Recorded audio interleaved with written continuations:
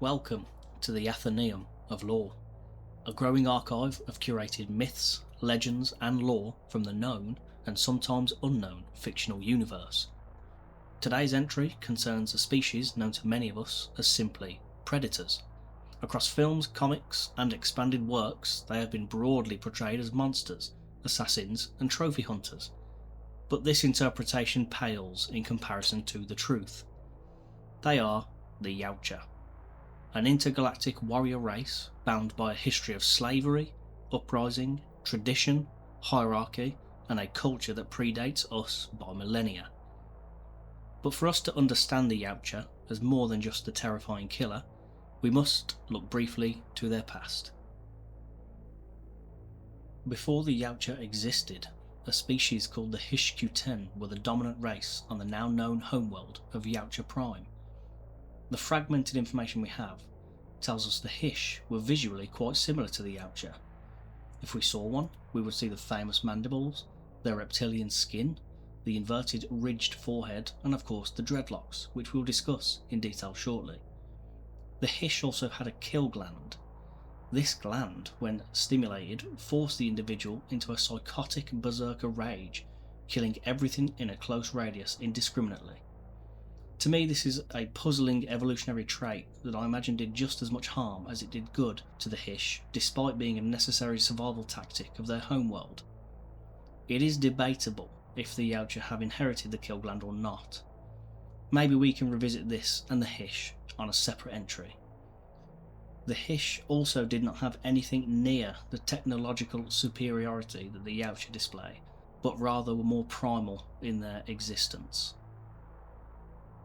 At some point in history, and unfortunately for the Hish, a dominating race of insectoids called the Amengi came and conquered the Hish for the planet's resources.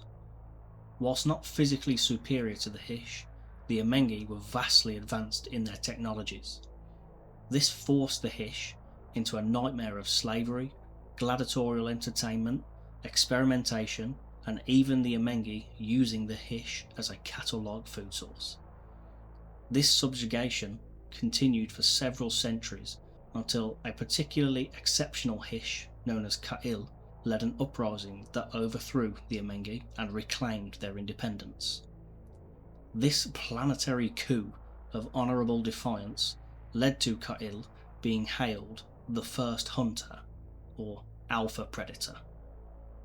Ka'il remains legendary in Yautja culture.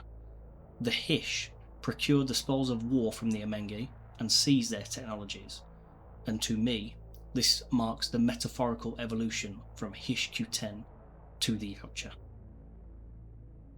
In comparison to a human, the Yautja is physically dominant in virtually every way. They are bipedal and typically stand around 7 to 8 feet tall, though some variation has been seen in both lesser and greater heights. Their muscle and bone density is drastically greater, making them far stronger and giving them incredibly explosive power. The Yautja are clearly very adept jumpers, being able to jump high up into the tree canopies of Earth's jungles, and regularly showing great feats of strength that even the strongest human would be completely incapable of. Whilst generally the Yautja have the same physical traits across the species, we do see variation in their prominent distinguishable features, such as larger mandibles and different skin morphologies, likely showing that there are actually a number of subspecies which make up many different clans across Yautja Prime. Their mandibles, often viewed as a purely monstrous method to eat or bite with, have been debated to serve both sensory and social functions, assisting with non-verbal communication within their species. The four mandibles can move independently and offer a range of clicks in combination with the deep guttural growls heard throughout the Yautja language. Also, despite the lack of any apparent lips, the Yautja also seem to be able to mimic the English language to an extent. The full range, however, is not known. The infamous dreadlocks are also not just hair. They seem to be living tissue, much like a sensory organ that could assist with the Yautja's various senses and reflexes.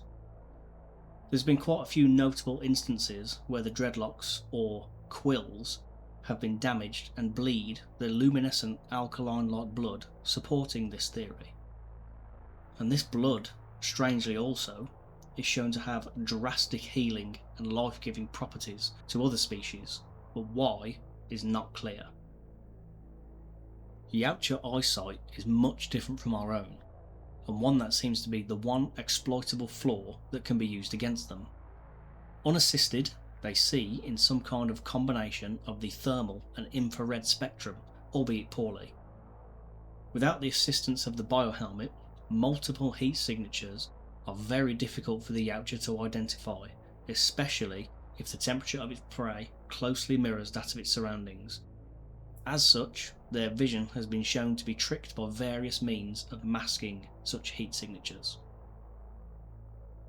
Whilst not being pleasant to look at, the Yautja is clearly an apex predator on the universal scale.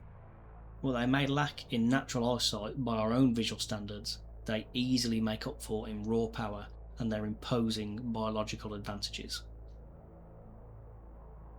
The Yautja arsenal is vast and indomitable in the hands of a capable individual.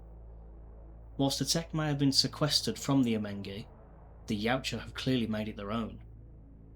Shoulder cannons, or plasma casters, that fire auto-targeted energy which can destroy pretty much everything in its arcs. Modular handheld range weaponry, using the same plasma in keeping with things like Earth's traditional handguns. Explosives and artillery that can level an entire landmass while being controlled by a wrist-mounted gauntlet. And of course, a multitude of bladed weaponry. Their ancillary equipment is just as, or if not more advanced than their weapons. A biohelmet that drastically increases the Yautja's vision, not only in their natural optical spectrum, but across many other spectrums, with some likely yet undiscovered. Target assist to identify and analyse their prey with an X-ray level of intricacy. And of course, synonymous with the Yautja is the light-bending cloaking system, rendering the hunter nearly invisible. I firmly believe this cloaking tech, if present at the time, played an integral part of the Amengi's initial conquering of the Hish due to their physical differences. Their equipment, whilst very useful, can be punishing and visceral. For example, a metal netting fired at and thus trapping an enemy to a surface as it slowly but surely retracts into itself, slicing the victim into pieces. For the Yautja, I do not believe they see it as punishing, but instead as a tool which at times can create artwork. To me, the Yautja use their equipment in a paradoxical way. They are clearly experts at using the advanced firearms and gadgets, but favour the bladed articles and one-on-one interactions. I suppose cleaving prey apart with the retractable arm blades is more satisfying and rewarding to the Yautja than deleting their obstructions with plasma. It's as if the Yautja do not see this technology as an advantage over their prey, but as a method to bring them closer to the ultimate honourable challenge they yearn for, which is embedded into their existence. At the very core of Yautja civilization is the Codex. A notable instance recently revealed directly from the Codex is entry 0422/25. It translates to Yautja are prey to none, friend to none, predator to all. I think this statement speaks for itself regarding how the Codex guides an individual's life, but let's explore a little further. The Codex governs every aspect of Yautja behaviour during a hunt and serves as the moral framework of their societal living standards. We do have scatterings of examples from the Codex, but our understanding is mostly made up from the observed behaviours of the Yautja. From these examples, we can safely assume that the Code forbids the killing of unarmed or non-combatant prey, forbids the slaughter of the sick, injured, pregnant or incapable. Your prey must present a mortal challenge and can kill you in some way. You must choose death over cowardice, retreat or dishonourable behaviour. To violate the Code is to forfeit honour, a decision that comes with a punishment resulting in banishment, death or worse.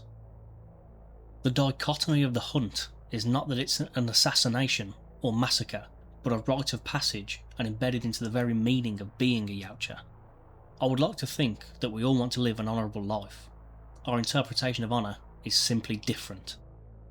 Whilst our version of honour seems to be based on morals and overcoming adversity through acts of good, the Yautja value strength, resolve, and overcoming challenges through their ability to be the last one standing, blurring morality through a human lens.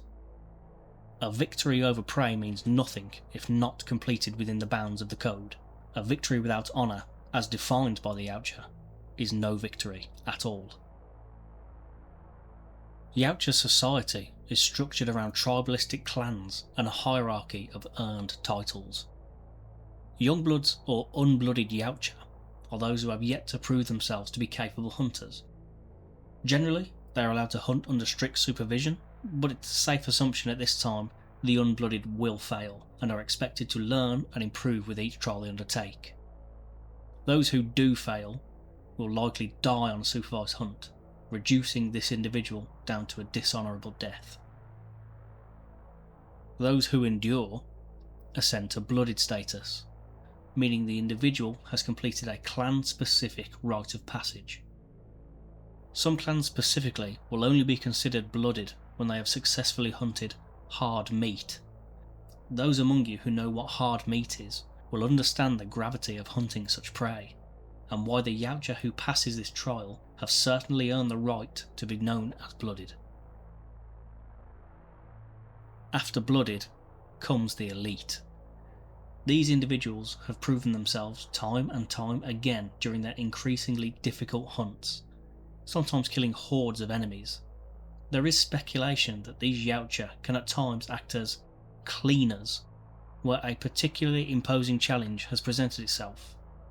We see an instance of this during a distress call made by another Yautja regarding the outbreak of a particular alien species on Earth. Following the elites, the clan leaders, or elders, sit at the prominent position and command respect, not through authority, but through demonstrated superiority. Their armour is often more ornate, their tactics refined, and their resolve absolute.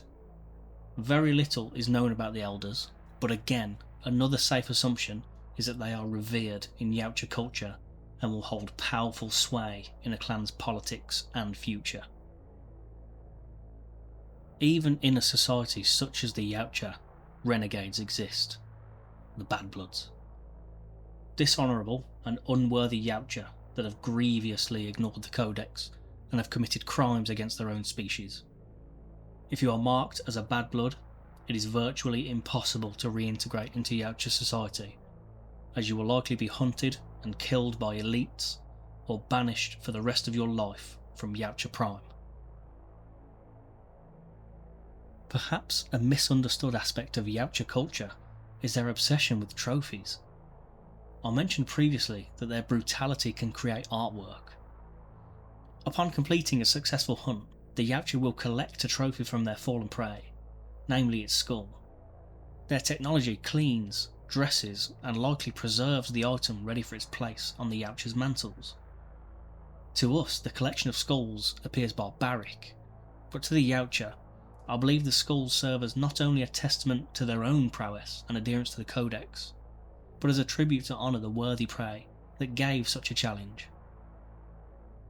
We see many iterations of these trophy walls, where an individual tells their story of honourable hunts from across the galaxy, beasts of which we have no knowledge and some of which we do. But what we do know is that the Yautja have specifically chosen the individual targets because they believe they will give them a worthy challenge. You may recognise the term harakiri.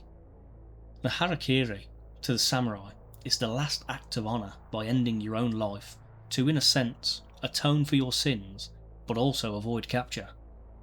This resonates when we observe a very absolute behaviour from the Yautja. If a Yautja has been bested, a genocidal event will occur, or their technology has or will fall into others' control.